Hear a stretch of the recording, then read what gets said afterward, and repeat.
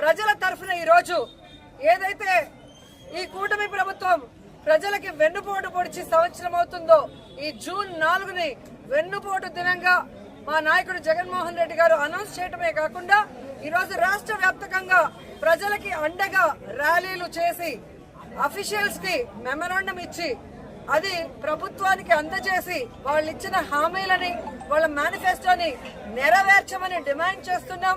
అవి నెరవేర్చకపోతే వదిలే ప్రసక్తి లేదు అని కూడా ఈ సందర్భంగా హెచ్చరిస్తున్నాం. మీరు చూస్తే ఎన్నికల ముందు కూటమి ప్రభుత్వం అంతా ఎలా ప్రచారం చేసుకుందో మనం చూసాం. ముఖ్యంగా తెలుగుదేశం పార్టీ వాళ్ళైతే వచ్చేది బాబే ఇచ్చేది బాబే. ఏమొచ్చిందయ్యా? మీకైతే పదవులు వచ్చాయి, బాబేవో వచ్చి ముఖ్యమంత్రిగా కూర్చున్నాడు. కానీ ఈ రాష్ట్ర ప్రజలకు ఏమిచ్చాడు అంటే చేతికి చిప్పిచ్చాడు, మరేమి ఇవ్వలేదనేది రాష్ట్ర ప్రజలు గుర్తించారు. 143 హామీలు ఇచ్చాడు.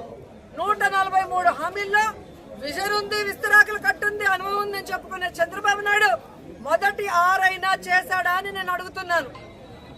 ఈరోజు చూస్తే చంద్రబాబు నాయుడు ఏరు దాటక ముందు ఏటి మల్లన్న, ఏరు దాటాక బోడి మల్లన్న చందంగా పరిపాలించిన విధానం మనకు తెలుసు.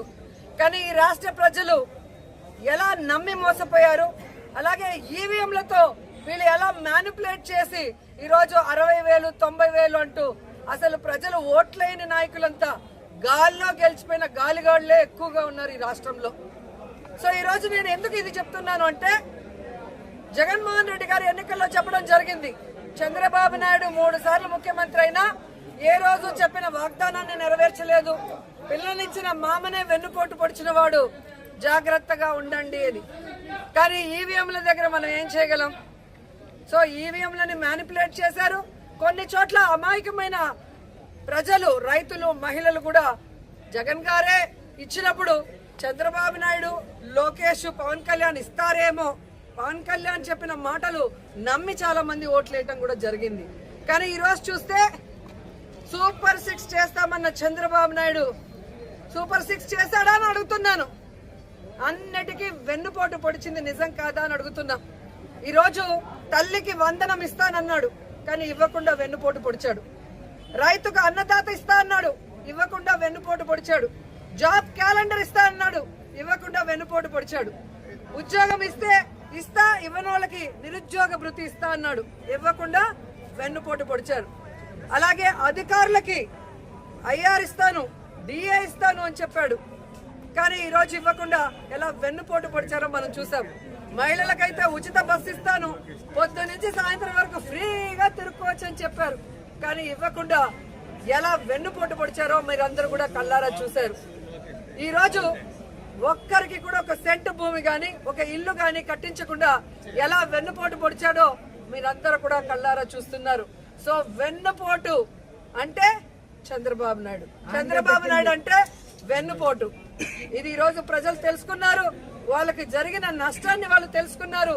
ఎప్పుడెప్పుడు ఎన్నికలు పెడితే జగన్మోహన్ రెడ్డి గారికి ఓటేసి మళ్ళీ ముఖ్యమంత్రిని చేసుకోవాలని ఎదురు చూస్తున్నారు అన్న దాంట్లో ఎటువంటి అతిశయోక్తి లేదని కూడా తెలియజేసుకుంటున్నా. మొదటిసారి ముఖ్యమంత్రి అయిన జగన్మోహన్ రెడ్డి గారు తాను ముఖ్యమంత్రి అయిన రోజుకి చంద్రబాబు నాయుడు ఖాళీ చేసి ఖజానాలో 100 కోట్లు మాత్రమే పెట్టినా ఆయన పెట్టిన అప్పులన్నీ తీర్చి జగన్మోహన్ రెడ్డి గారు ఇచ్చిన ప్రతి వాగ్దానాన్ని నెరవేరుస్తూ వెల్ఫేర్ డెవలప్మెంట్ 2 కళ్ళగా ముందుకు వెళ్లాడు. జగనన్న దిగిపోయే రోజుకి 7,000 కోట్ల రూపాయలని ఖజానాలో పెడితే సిగ్గులేని కూటమి ప్రభుత్వ నాయకులు ఈ రోజు ఖజానా ఖాళీగా ఉంది, ఖజానాలో ఏమీ లేదు, ఏం చేయాలో అర్థం కాలేదు అని చెప్పి ఏ విధంగా మొసలి కన్నీళ్లు కారుస్తున్నారో మీ అందరూ చూస్తున్నారు. మరి మొదటిసారి ముఖ్యమంత్రి అయిన వ్యక్తి, వయసులో చిన్నవాడైన జగన్మోహన్ రెడ్డి గారు సంపద సృష్టించి ప్రజలకు ఇచ్చిన మేనిఫెస్టోని ఎలా నెరవేర్చాడు, ఈ రాష్ట్రాన్ని అభివృద్ధి వైపుకి ఎలా నడిపించాడు, మెడికల్ కాలేజీలు ఎలా కట్టాడు, పిహెచ్సిల్ని ఎలా కట్టించాడు, స్కూల్స్ ని ఎలా రెనోవేట్ చేశాడు, ఈ రోజు టెంపుల్స్ ఎలా కట్టించాడు, రోడ్లు ఎలా వేశాడు, చెప్పుకుంటూ పోతే హార్బర్లు ఎలా కట్టారు. ఈడేమో అనుభవం ఉందంటాడు. సంవత్సరం అవుతుంది, ఒక్క సెంటు భూమి ఒకరికి ఇచ్చారా, ఒక ఇల్లు కట్టించారా? జగన్మోహన్ రెడ్డి గారు దిగిపోయే రోజుకి ఫినిషింగ్ లో ఉన్న మెడికల్ కాలేజీలు ఇంతవరకు పూర్తి చేయట్లేదు. వాటిని అమ్మేసి జగన్ గారి పేరు ఎవరు గుర్తుపెట్టుకోకూడదన్న ప్రయత్నం చేస్తున్నారు. హార్బర్ని అమ్మేయాలని చూస్తున్నారు ప్రైవేట్ వాళ్ళకి. స్కూళ్ళు అన్నీ కూడా నిర్వీర్యం చేస్తున్నారు. ఇప్పటికే సిబిఎస్ఈ తీసేశారు, ఐపీది కట్ చేసేశారు, ట్యాబ్స్ కట్ చేసేశారు, రెన్యువేషన్లో ఫైనల్ స్టేజ్ లో ఉన్న వాటిని ఆపేశారు. అలాగే పిహెచ్సిలు, హాస్పిటళ్ళు ఏవైతే బ్యాలెన్స్ ఉన్నాయో వాటన్నిటిని ఆపేయడం మనం కళ్ళారా చూస్తున్నాం. ఇంతవరకు ఒక గుడి కట్టించారా, ఒక బడి కట్టించారా, ఒక రోడ్డు వేశారా, ఒక ఇల్లు కట్టించారా అంటే ఏమీ కూడా లేదు. వీళ్ళు సూపర్ సిక్స్ ని గాలికి వదిలేసి సూపర్ స్కామ్లు చేసుకుంటూ ముందుకెళ్తున్నారు. ఈరోజు ఈ రాష్ట్రంలో చూస్తే బెల్ట్ షాపులు, పర్మిట్ రూములు ఇప్పటి ముప్పటిగా ఇచ్చి మద్యంతో ఎలా దోచుకుంటున్నారు. ఖజానా బొక్కబట్టారు. ఈరోజు కూటమి ప్రభుత్వ జోబీలు మాత్రం ఫిల్ అవుతున్నాయి మద్యంతో. అలాగే ఇసుక మాఫియా, ఉర్సా భూముల mafia, ganja mafia, drugs mafia, ఈ విధంగా ఇష్టానికి తయారయ్యారు. పోలీసులు ఎలా తయారయ్యారంటే రెడ్ బుక్ రాజ్యాంగానికి కాపలా కాస్తున్నారు. ఖజానా బొక్కబట్టారు. ఈరోజు కూటమి ప్రభుత్వ జోబీలు మాత్రం ఫిల్ అవుతున్నాయి మద్యంతో. అలాగే ఇసుక మాఫియా, ఉర్సా భూముల mafia, ganja mafia, drugs mafia, ఈ విధంగా ఇష్టానికి తయారయ్యారు. పోలీసులు ఎలా తయారయ్యారంటే రెడ్ బుక్ రాజ్యాంగానికి కాపలా కాస్తున్నారు. ఈరోజు ఎవరెవరు వైఎస్ఆర్ కాంగ్రెస్ పార్టీ నాయకులుగా ఉన్నారు, ఎవరెవరు విలేజ్ల్లో ప్రజలకి అందుబాటులో ఉంటూ అన్ని చేసి మంచి పేరు తెచ్చుకున్నారో వాళ్ళందరి మీద లేనిపోని అక్రమ కేసులు పెట్టి వాళ్ళని అరెస్టు చేసి కనీసం ఛార్జ్ షీట్లు కూడా వేయకుండా వాళ్ళ మీద బెయిల్ రాకుండా ఎంత చేయాలో పోలీస్ వ్యవస్థ అంతా కూడా చేస్తుండటం మనం అందరం కూడా గమనించాలి. నిజంగా ఒక తప్పు జరిగితే కేసు ఎఫ్ఐఆర్ చేయండి. ఇమీడియట్ గా 10-15 రోజుల లోపలైనా మినిమం ఆ కేసుల్ని ఛార్జ్ షీట్ వేసి మీరు కోర్టుకి అప్పగిస్తేనే కదా వాళ్ళకి బెయిల్ వస్తుంది. అంటే తప్పుడు కేసులు కాబట్టి ఛార్జ్ షీట్ లో నిజాలు రాయాలి కాబట్టి, తప్పులు రాస్తే రేపు వాళ్ళ ఉద్యోగం పోతుంది కాబట్టి ఈ రోజు తప్పుడు కేసులతో జైల్లో 50 రోజులు, 60 రోజులు, 70 రోజులు మగ్గిపోయే పరిస్థితి వైఎస్ఆర్ కాంగ్రెస్ పార్టీ కార్యకర్తలకి, నాయకులకి కలుగుతోంది. ఎవరైతే ఈ రోజు తప్పుడు కేసులతో జైళ్ళకి వెళ్లారో వాళ్ళకి అండగా నిలబడ్డాం. వారందరికీ కూడా ఈరోజు బెయిల్స్ ఇచ్చాం.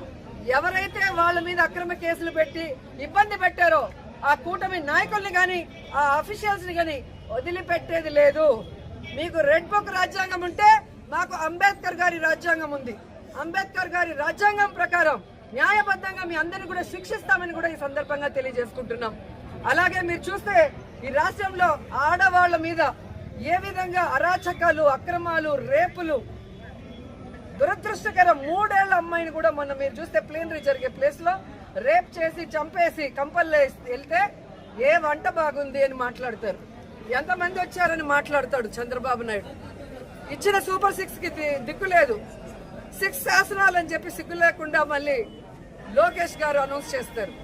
పవన్ కళ్యాణ్ ఏమో నాకు ప్యాకేజ్ ఇస్తే చాలు, ఎవడెక్టు వచ్చినా నాకెందుకని. రాష్ట్రంలోనే కాదు పిఠాపురంలో ఆడపిల్లలు రేపైనా పట్టించుకోడు. పిఠాపురంలో ఎస్సీల్ని గ్రామ బహిష్కరణ చేస్తే పట్టించుకోడు.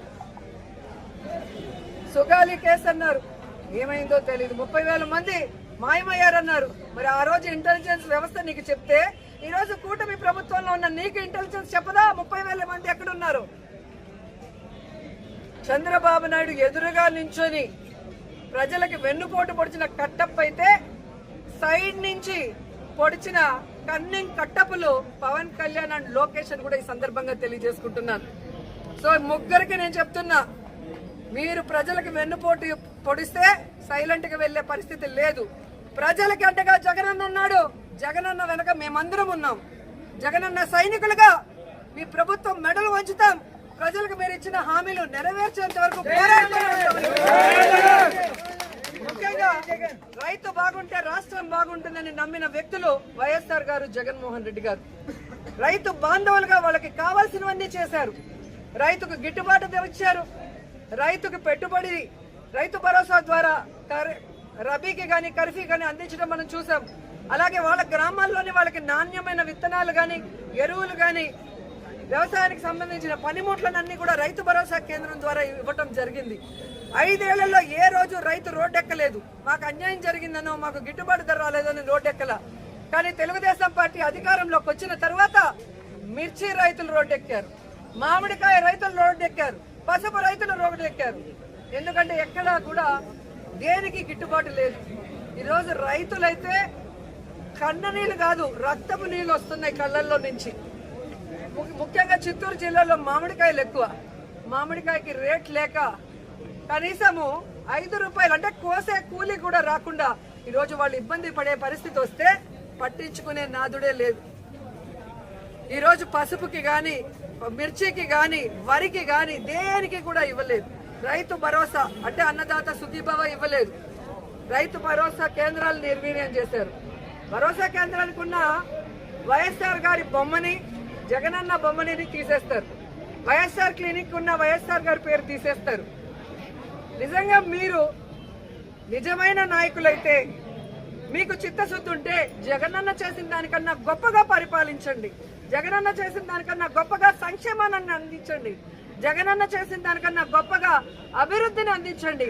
అంతేగాని ఉన్న వాటిని నిర్వీర్యం చేస్తూ ఈరోజు కక్ష సాధింపు చర్య చేసుకోవాలంటే గొప్ప గొప్ప వాళ్లే చరిత్రలో చరిత్రహీనులుగా మిగిలిపోయి కాలగర్భంలో కలిసిపోయారు. ఆ విషయాన్ని చంద్రబాబు నాయుడు, లోకేష్, పవన్ కళ్యాణ్ తెలుసుకోవాలని కూడా ఈ సందర్భంగా తెలియజేసుకుంటున్నా. ఈరోజు మహిళలకి మీరు ఇచ్చిన ప్రతి వాగ్దానాన్ని నెరవేర్చాలి, రైతులకు ఇచ్చిన ప్రతి వాగ్దానాన్ని నెరవేర్చాలి, యువకులకు ఇచ్చిన ప్రతి వాగ్దానాన్ని నెరవేర్చాలని కూడా కోరుకుంటూ, జగనన్న ఇచ్చేటివి ఆపేశారు, కనీసం మీరు చెప్పినవైనా కంటిన్యూ చేయండి అని కోరుకుంటూ, ఈరోజు ఈ వెన్నుపోటు దినోత్సవంలో ప్రజలకి అండగా నిలబడిన వైఎస్ఆర్ కాంగ్రెస్ పార్టీ సైనికులందరికీ పేరు పేరున పాదాభివందనాలు తెలియజేసుకుంటూ, వైఎస్ఆర్సీపీ అంటే ప్రజల పార్టీ, ప్రజల కోసం పుట్టిన పార్టీ, ప్రజల్లో నుంచి వచ్చిన పార్టీ, ప్రజలకు ఎప్పుడు కూడా అండగా ఉండాల్సిన పార్టీ అని మనం బాధ్యతగా ఉండేవాళ్ళం. కాబట్టి సంవత్సర కాలం ఈరోజు కూటమి ప్రభుత్వానికి అవకాశం ఇచ్చాం. సంవత్సరం కాలం ఇచ్చినా కూడా వాళ్ళు కుంభకర్ణుల్లా నిద్రపోతున్నట్టు నటిస్తూ ఈరోజు కూటమి ప్రభుత్వం ఏ విధంగా అవినీతితో దోచుకొని దాచుకోవటమే పనిగా పెట్టుకొని ఈ రాష్ట్రాన్ని అప్పుల పాలలో ముంచేస్తున్నారు. కాబట్టి రాష్ట్రాన్ని కాపాడుకోవాల్సిన బాధ్యత, ప్రజల్ని కాపాడుకోవాల్సిన బాధ్యత మన మీద ఉంది. కాబట్టి ఈరోజు వెన్నుపోటు దినంగా ప్రకటించి రాష్ట్ర వ్యాప్తంగా ప్రజలకు అండగా ముందుకు వెళ్ళాం. ఖచ్చితంగా ప్రభుత్వం దిగి వస్తుందని నమ్ముతున్నాం. రాకపోతే ఈ రోడ్ నుంచి పోరాటం చేయడానికి వైఎస్ఆర్ కాంగ్రెస్ పార్టీ ఎప్పుడూ సిద్ధంగా ఉందని కూడా తెలియజేసుకుంటున్నాం. జై జగన్, జై జగన్, జగన్ గారి నాయకత్వం, జగన్ గారి నాయకత్వం, జోహార్ వైఎస్ఆర్.